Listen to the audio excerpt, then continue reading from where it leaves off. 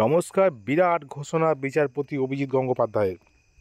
তিনি অবসর গ্রহণ করছেন, বিচারপতির পদ থেকে তিনি অবসর গ্রহণ করছেন। তার মেয়াদ শেষ হওয়ার আগেই তিনি বিচারপতির পদ থেকে অবসর নিচ্ছেন বলে খবর পাওয়া যাচ্ছে। এটা কিন্তু আজকেই ঘোষণা হয়েছে, তিনি আর বিচারপতির পদে থাকবেন না কলকাতা হাইকোর্টের। তিনি অনেক বড় বড় অর্ডার দিয়েছেন, যেখানে ছিল 32,000 প্রাথমিক শিক্ষক নিয়োগ মামলা, এবং সেখানে চাকরি বাতিলের কথা বলা হয়েছিল, এবং তার সঙ্গে ছিল স্কুল সার্ভিস কমিশনে এসএলএসটি সহ গ্রুপ সি গ্রুপ ডি সমস্ত রকমের চাকরি বাতিলের নির্দেশ তিনি দিয়েছিলেন, বিভিন্ন তদন্তের নির্দেশ দিয়েছিলেন।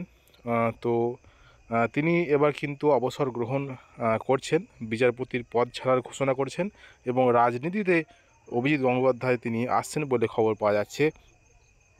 তিনি কিন্তু এই সময়ে যেটা শোনা যাচ্ছে সূত্র মারফত, যে তিনি বিচারপতির পদ ছেড়ে দিয়ে তিনি রাজনীতিতে যোগদান করবেন বলে শোনা যাচ্ছে।